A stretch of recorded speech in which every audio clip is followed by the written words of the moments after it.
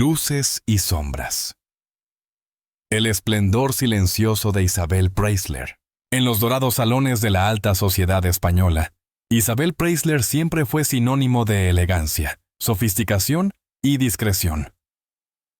Su nombre resonaba entre las élites no solo por su belleza exótica y refinada, sino por la manera en que tejía su vida entre la prensa del corazón y los rincones más exclusivos del poder social y económico de Europa y América Latina.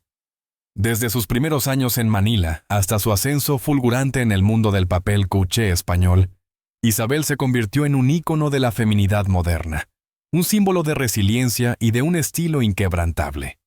Pero lo que muy pocos sabían, o preferían ignorar, era que detrás de los flashes, las portadas de revista y las recepciones de gala, se escondía una mujer profundamente marcada por la pérdida, la soledad y el peso de decisiones que le pasarían factura en la etapa más inesperada de su vida.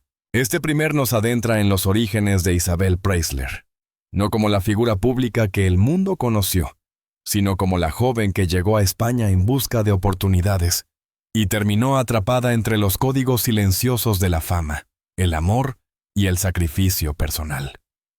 Esta es la historia no contada, el preludio del drama que la llevaría, en sus últimos años, a vivir una tragedia que marcaría para siempre su nombre en la historia de la crónica rosa y en la memoria emocional de un país que durante décadas la idealizó.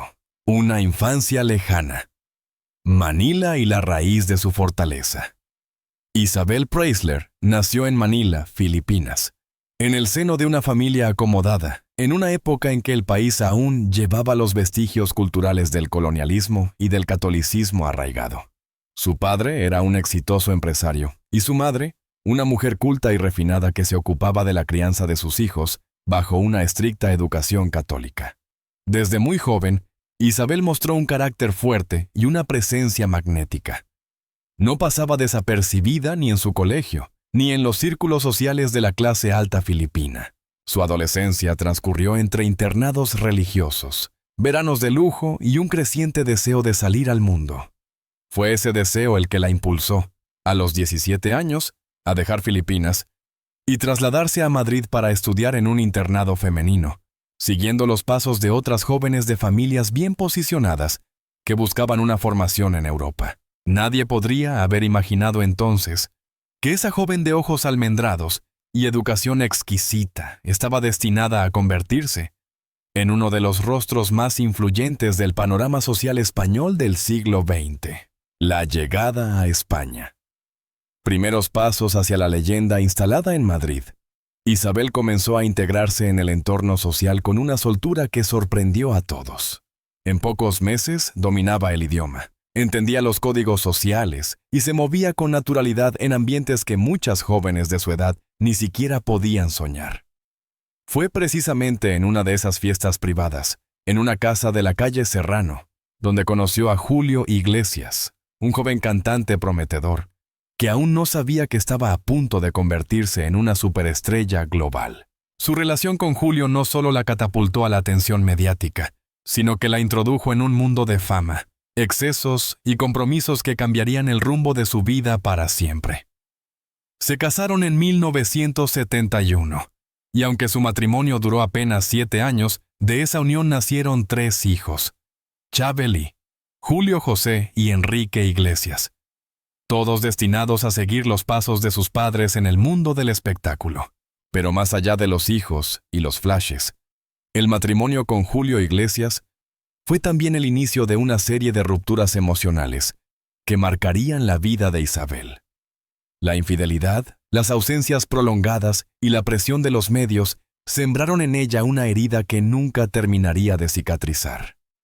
Cuando finalmente se divorciaron en 1979, Isabel ya era una figura pública por derecho propio.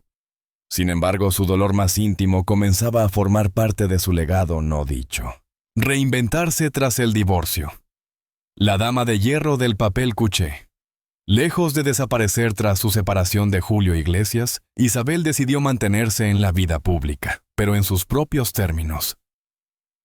Retomó su trabajo como periodista en revistas de sociedad. Hizo apariciones televisivas seleccionadas y comenzó a construir cuidadosamente una imagen de mujer serena, elegante e inalcanzable. No daba entrevistas fácilmente. Evitaba escándalos y nunca hablaba mal de sus exparejas. Era la antítesis de la prensa sensacionalista. Fue durante esta etapa que se consolidó su apodo como la Reina de Corazones de España. Cada uno de sus romances, desde Carlos Falcó, Marqués de Griñón, hasta Miguel Boyer, exministro de Economía, fue seguido con fascinación por la prensa y el público. Pero en cada nueva relación, Isabel parecía dejar atrás una parte de sí misma. Siempre correcta, siempre elegante, pero cada vez más distante. Su vida se transformó en un desfile de alfombras rojas, cenas de gala, campañas publicitarias y exclusivas fotográficas. Era el rostro de la belleza madura, de la discreción refinada, de la mujer que todo lo tenía, excepto quizás la paz interior, el amor tardío y el precio del silencio. El vínculo más duradero y controvertido de Isabel fue, sin duda, su relación con Miguel Boyer. Estuvieron juntos más de 25 años, y aunque enfrentaron críticas por haber comenzado su historia cuando él aún estaba casado con otra mujer, su unión parecía sólida. Isabel se convirtió en una figura casi política, sin necesidad de hablar de política. Acompañaba a Boyer en eventos oficiales, cultivaba amistades influyentes y cuidaba cada aspecto de su imagen como si fuera una embajadora sin cargo oficial. Pero tras la muerte de Miguel en 2014, Isabel volvió a quedar sola, aunque esta vez la soledad se notaba más. Su rostro, aunque aún hermoso, mostraba señales de fatiga emocional. Sus apariciones públicas se volvieron menos frecuentes, y aunque intentó reconstruir su vida sentimental, incluso protagonizando una breve y mediática relación con Mario Vargas Llosa, algo en ella había cambiado para siempre. El silencio que había mantenido durante décadas sobre sus verdaderos sentimientos, sus miedos y sus pérdidas, comenzaba a agrietarse. Su entorno más íntimo notaba que ya no era la misma mujer de antes. Atrás quedaban los vestidos de alta costura y los perfumes de lujo. Lo que comenzaba a emerger era una figura más humana, más frágil, más real. La caída invisible, señales que nadie quiso ver. Durante años, Isabel había sostenido una imagen impecable. Pero en los últimos tiempos, comenzaron a circular rumores inquietantes, problemas de salud, cambios de humor, reclusión voluntaria. Algunos periodistas de Sociedad notaron su ausencia en eventos clave, y otros aseguraban que había dejado de responder incluso a sus amigos más cercanos. Fue entonces cuando, en un giro inesperado, su actual esposo, cuyo nombre mantendremos reservado por respeto, hizo una declaración pública que sacudió los cimientos del mundo del corazón. Isabel estaba atravesando una etapa crítica. La voz quebrada del hombre, sus lágrimas contenidas y su mirada llena de angustia confirmaban lo que muchos temían, pero nadie se atrevía a decir en voz alta. La dama de hierro se estaba desmoronando. Las palabras del esposo fueron claras, aunque dolorosas. Isabel siempre fue fuerte, siempre fue el pilar de todos. Pero ahora necesita que nosotros seamos su sostén. Está atravesando un momento muy delicado y pedimos respeto, silencio y amor. Ella no lo diría nunca, pero yo sí, está sufriendo mucho. Aquella confesión marcó un antes y un después. Por primera vez en más de 5 décadas, la mujer que había manejado con maestría cada centímetro de su vida pública quedaba expuesta en su faceta más vulnerable. El país entero quedó en shock cuando se apagan las luces. La enfermedad que cambió el destino. El declive de Isabel Preisler no fue repentino ni sensacional. Se desarrolló silenciosamente, casi imperceptiblemente. Como hojas de otoño que caen en silencio, su presencia mediática se desvaneció gradualmente, reemplazada por nuevos rostros, nuevas historias, nuevas obsesiones públicas. Pero mientras el mundo seguía girando, Isabel libraba una batalla invisible, una batalla sin portadas ni titulares, una batalla por su salud física y mental, debilitada por los años, el dolor acumulado y una enfermedad que solo conocían sus amigos más cercanos. Esta sección nos lleva a ese periodo oculto y devastador, donde la mujer que durante décadas había encarnado la perfección comenzó a mostrar grietas. No eran grietas que todos pudieran ver. Eran grietas en su alma, su cuerpo y el tiempo mismo. Las grietas no se podían ocultar con maquillaje ni joyas, y finalmente derrumbaron incluso la fachada más lujosa. La enfermedad de Isabel no fue un mero diagnóstico clínico. Fue la manifestación de todo lo que había mantenido oculto, todo lo que había soportado, todo lo que había perdido. Las primeras señales. El cansancio detrás de la sonrisa. Durante los últimos años, quienes veían a Isabel en público notaban pequeños detalles que antes pasaban desapercibidos, una sonrisa menos pronunciada, una mirada más ausente, cierta fragilidad en su postura. Aunque aún asistía a eventos selectos, su comportamiento había cambiado. En lugar de hablar con entusiasmo, respondía con frases breves. Donde antes había seguridad y firmeza, ahora había una leve pero persistente inseguridad. No era evidente, pero era constante. En casa, sus hijos también comenzaron a notar su retraimiento. Isabel ya no viajaba tanto, evitaba las entrevistas y cancelaba compromisos a última hora alegando malestares físicos. A veces, simplemente se quedaba en su habitación durante horas, en silencio, contemplando fotos antiguas, sumida en una melancolía profunda. La reina de corazones parecía atrapada en un bucle de recuerdos, como si presintiera que algo en su interior comenzaba a fallar. Fue su hija menor, Tamara, quien un día decidió enfrentarla con la verdad. «Mamá, no puedes seguir fingiendo que todo está bien.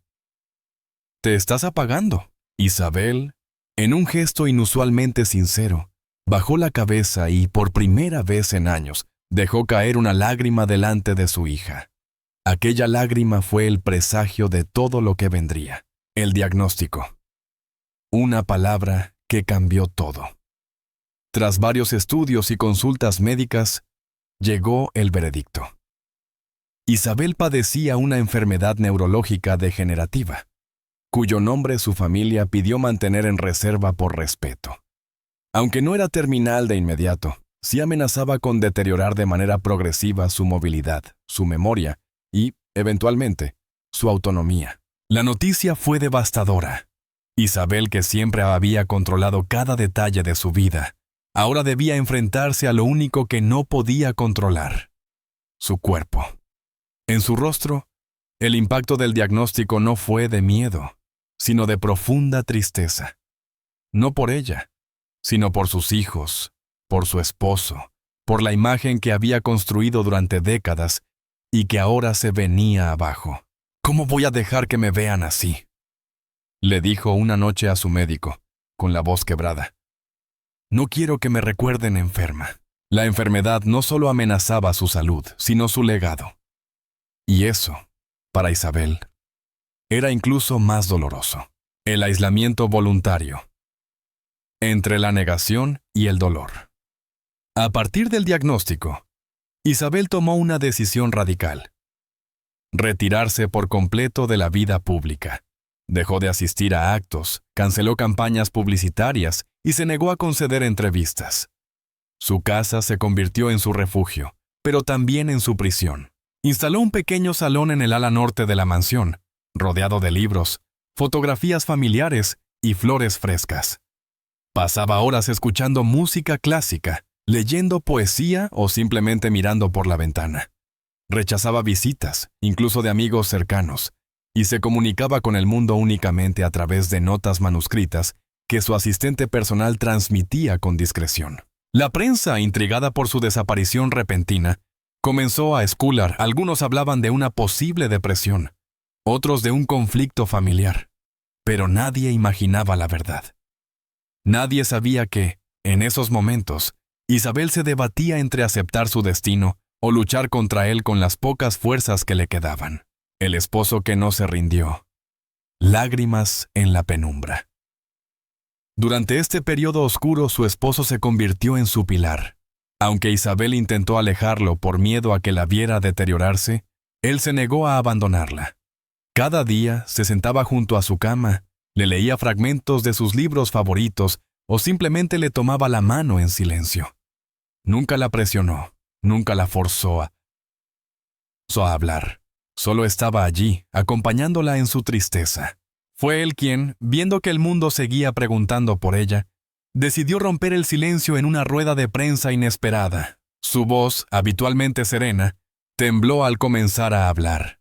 Las cámaras captaron sus ojos rojos, su gesto contenido. Y entonces, dijo lo que todos temían. Isabel no está bien. Está luchando con una enfermedad muy dura.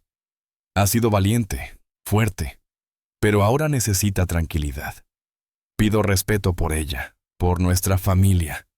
Y sí, he llorado mucho, porque verla así me parte el alma. Ese momento conmovió a toda España.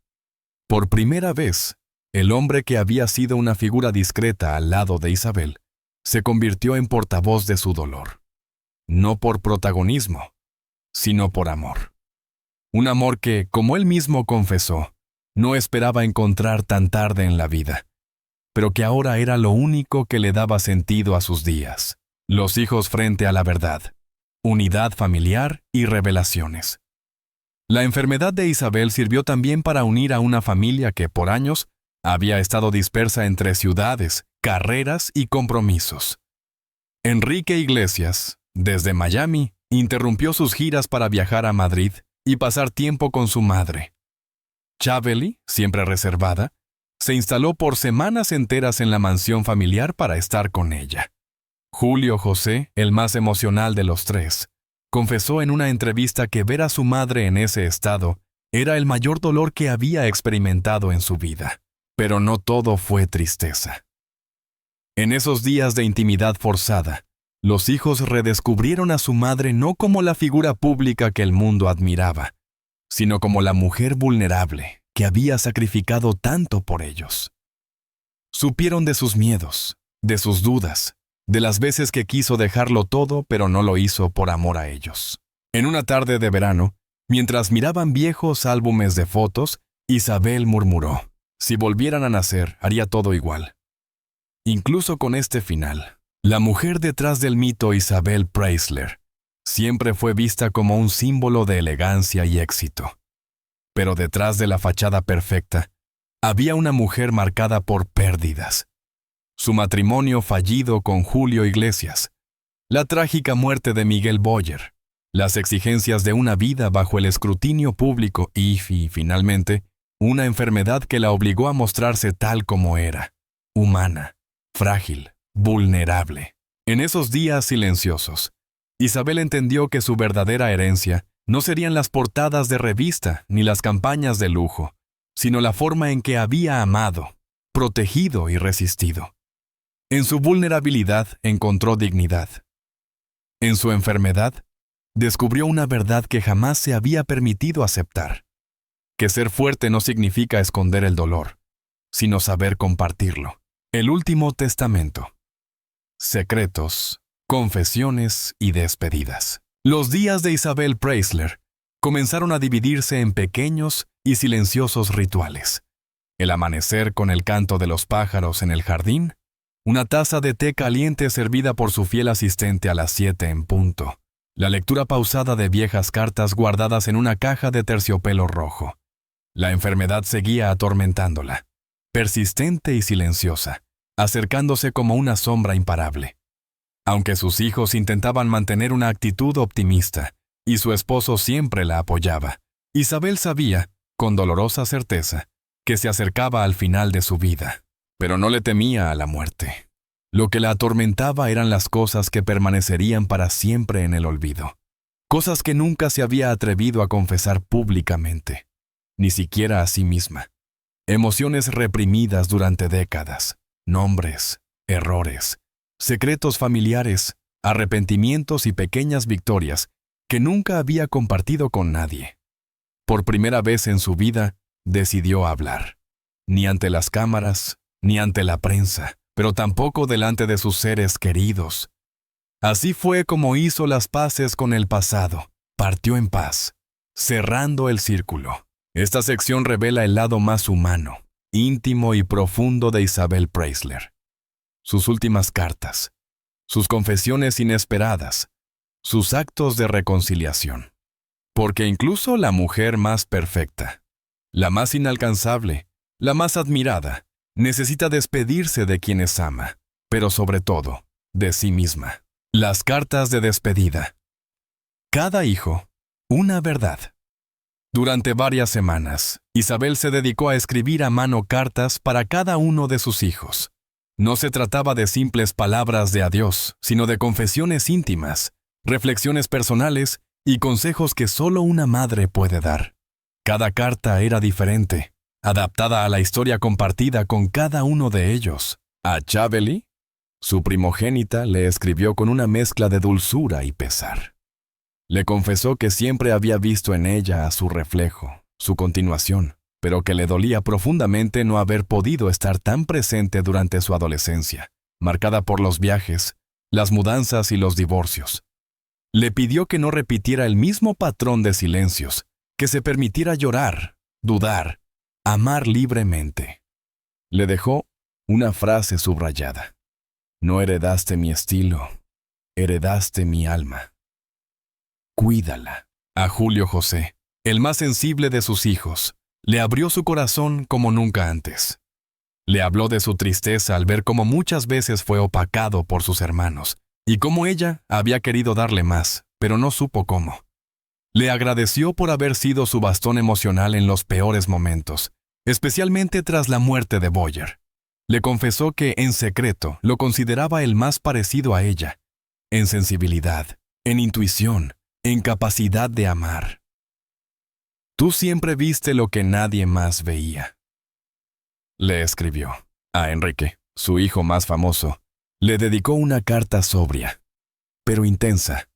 Le pidió perdón por no haberlo entendido durante su juventud, por haber cuestionado su distanciamiento, por no haber sabido apoyarlo cuando decidió forjar su camino lejos del apellido Iglesias. Le dijo que lo admiraba, no por su fama, sino por haber tenido el valor de ser quien quería ser. No necesito que vengas más seguido, concluyó. Necesito que seas feliz. Incluso sin mí, el diario oculto. Verdades que nunca salieron a la luz. Uno de los objetos más preciados de Isabel en sus últimos años fue un diario de tapas de cuero, que mantenía escondido en un doble fondo de su escritorio. Allí, durante más de 30 años, fue anotando pensamientos, emociones, nombres y fechas clave de su vida. Nunca fue pensado para ser publicado, pero sí para ser leído. Algún día, por quienes más amaba. El diario contenía revelaciones sorprendentes, amores no correspondidos, propuestas de matrimonio que rechazó en silencio, traiciones que nunca denunció, y momentos de profunda soledad. Uno de los pasajes más impactantes relataba un breve pero apasionado romance que tuvo en los años 80 con un conocido político europeo. Una historia secreta que terminó abruptamente cuando ella decidió priorizar su imagen y la estabilidad de sus hijos. También narraba su dolor tras la muerte de Miguel Boyer y cómo durante años sintió que ya no podría volver a amar. Su breve relación con Mario Vargas Llosa, lejos del cuento de hadas que la prensa vendió, fue descrita como una etapa de vacío con perfume de prestigio. Pero lo más conmovedor era su constante necesidad de validación, su inseguridad interior, oculta detrás de vestidos de alta costura y sonrisas perfectas. He sido una escultura de mármol que aprendió a sangrar sin mancharse, escribió en una página fechada en 2019. Reconciliaciones y perdones. El valor de soltar. Sabiendo que su tiempo era limitado, Isabel decidió llamar, una por una, a personas con quienes había tenido diferencias, distanciamientos o conflictos sin resolver. No buscaba redención pública, sino paz privada. Llamó a Julio Iglesias, después de años de distancia protocolaria. Fue una llamada corta, pero llena de simbolismo. No hablaron del pasado, ni de sus errores, simplemente se agradecieron mutuamente por lo vivido. Isabel terminó la conversación diciendo: «Gracias por darme lo más hermoso de mi vida, mis hijos». También buscó acercarse a algunos miembros de la familia Boyer, con quienes había tenido roces tras la muerte de Miguel. Con humildad, pidió perdón si en algún momento había actuado con orgullo o frialdad. No fue por maldad, fue por miedo a perder todo de nuevo. Les confesó. Incluso hizo las paces con antiguos colegas de los medios, a quienes en su momento vetó o evitó. Les escribió notas manuscritas reconociendo que, quizás, no había sido del todo justa. Fue un acto de valentía emocional, de rendición elegante. Isabel no quería irse con cuentas pendientes. La última sesión de fotos. Inmortalizar la fragilidad.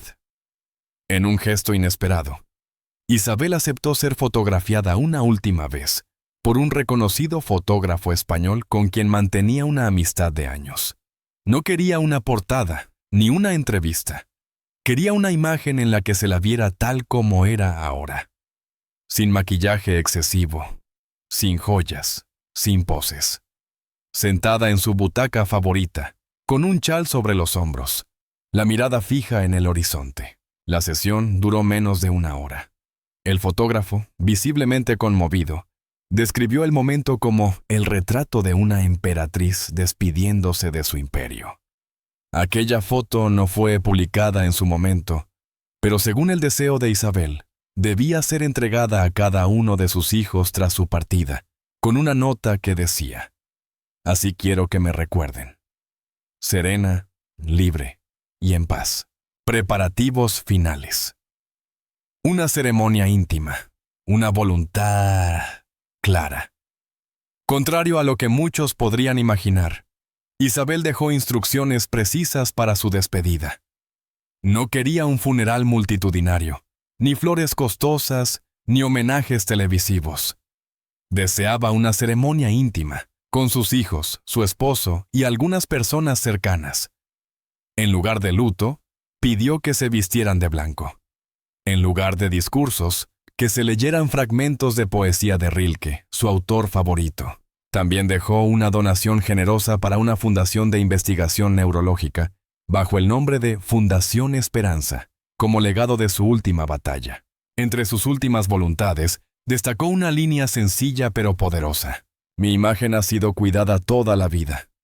Mi alma, en cambio, ha sido olvidada muchas veces. Hoy les dejo las dos, una para el recuerdo, otra para la comprensión». El eco de su ausencia. Cómo el mundo reaccionó a su partida. La muerte de Isabel Preisler no fue anunciada con estruendo.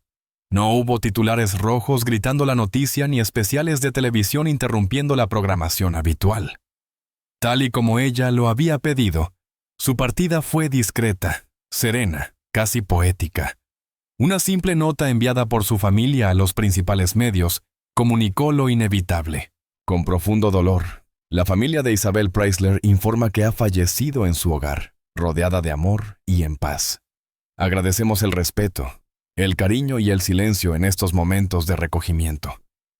Sin embargo, el mundo no tardó en estremecerse, porque cuando desaparece una figura como Isabel, no se trata solo de una pérdida familiar o personal. Es el fin de una era, de un símbolo, de una forma de estar en el mundo. Su muerte no dejó un vacío físico, sino un silencio emocional que reverberó en cada rincón del país, en cada página de revista, en cada persona que alguna vez soñó con tener su elegancia, su compostura, su misterio. Este último es un recorrido por ese eco que dejó su ausencia. Los homenajes espontáneos, las lágrimas de sus seres queridos, el impacto cultural, las palabras de quienes la amaron. Y sobre todo, la manera en que España, y gran parte del mundo hispano, despidió a una de sus mujeres más emblemáticas. No solo como musa de la alta sociedad, sino como símbolo de una feminidad firme, vulnerable y luminosa. Reacciones inmediatas. El país se detiene. La mañana siguiente al anuncio, España amaneció distinta.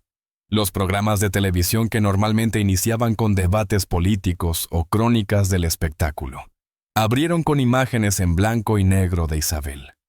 Su voz, en antiguos archivos de entrevistas, resonaba en los platós mientras los presentadores, visiblemente conmovidos, compartían anécdotas, citas y recuerdos. Las redes sociales se inundaron de mensajes de condolencia. Etiquetas como #Adiós Isabel, #Preisler Eterna y #Reina de Corazones se convirtieron en tendencia en cuestión de minutos. Artistas, periodistas, políticos, diseñadores y miles de ciudadanos compartieron imágenes, frases y fragmentos de entrevistas con ella. Pero más allá del espectáculo mediático, lo que se sentía era un duelo colectivo, una necesidad genuina de rendir tributo. Uno de los primeros en pronunciarse fue Julio Iglesias, quien desde su residencia en Punta Cana envió un comunicado breve, pero emotivo. Hoy se ha ido una parte de mi juventud, de mi historia y de mi corazón. Isabel fue, es y será siempre una mujer extraordinaria. Gracias por todo lo que fuiste, por lo que diste, por lo que sufriste en silencio. Descansa, querida. Sus palabras, tras décadas de distancia y diferencias, conmovieron profundamente a la opinión pública. Un homenaje silencioso. La ceremonia íntima. Tal como Isabel lo había solicitado, no hubo velorio público ni misa televisada. Su familia organizó una pequeña ceremonia en su mansión de Puerta de Hierro, donde solo asistieron sus hijos, su esposo, y un puñado de amigos muy cercanos. El ambiente, lejos del dramatismo, estaba cargado de belleza y emoción. Todo era blanco. Flores, manteles, velas. La música de fondo era una selección personal de Isabel, que incluía piezas de Chopin, Edith Piaf y boleros de su juventud. No hubo discursos, pero sí lecturas. Tamara leyó un poema de Rainer Maria Rilke, el favorito de su madre. Julio José interpretó, con guitarra en mano, una canción compuesta especialmente para ella. Enrique, el más reservado, permaneció en silencio durante la mayor parte de la ceremonia. Pero al final, al colocar una rosa blanca sobre el ataúd, murmuró: «Gracias por darme la vida y por enseñarme a vivirla». La ceremonia culminó con un gesto profundamente simbólico. Cada asistente colocó una flor en una fuente de agua construida en el jardín central, tal como Isabel había querido. Era su forma de disolverse con el tiempo, con la naturaleza, con la belleza. El legado mediático. Isabel como ícono eterno. Los días posteriores a su muerte, los medios de comunicación dedicaron especiales completos a su figura. Televisión Española transmitió un documental titulado Isabel Preisler, más allá del mito, en el que se abordaba su vida desde una perspectiva íntima y cultural. Revistas como Hola, Vanity Fair y Telva publicaron ediciones especiales con fotografías inéditas, entrevistas pasadas y testimonios de celebridades. Pero quizás el tributo más poderoso vino del público. Decenas de mujeres compartieron historias sobre cómo Isabel había sido un referente para ellas, en su estilo, en su manera de enfrentar las críticas, en su capacidad de reconstruirse una y otra vez. Le agradecían por haber demostrado que la feminidad no está reñida con la fortaleza, y que ser madre, empresaria, figura pública y mujer elegante puede convivir, incluso en un mundo hostil. Las generaciones jóvenes, que apenas la conocían, redescubrieron su figura a través de videos, fragmentos de entrevistas y ensayos publicados por columnistas que se atrevieron a analizar su figura más allá del glamour. Surgieron frases virales tomadas de sus escritos privados y de su diario, como: «Ser perfecta nunca fue mi meta. Ser libre, sí. Mi silencio ha dicho más que muchas portadas. Todo lo que brilló lo pagué con algo que no se ve». La Fundación Esperanza. Su última causa.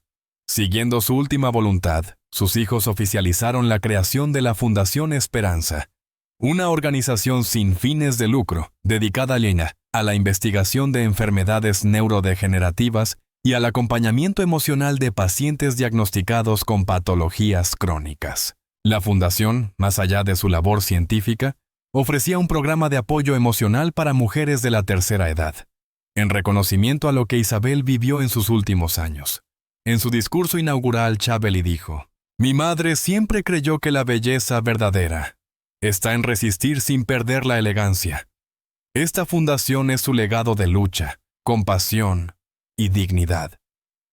En poco tiempo, la Fundación Esperanza recibió donaciones desde más de 20 países y se convirtió en una de las más mencionadas en medios por su impacto social. Isabel, que había dedicado su vida a la estética y a las formas, encontraba en esta última acción una trascendencia profunda, un vacío que permanece.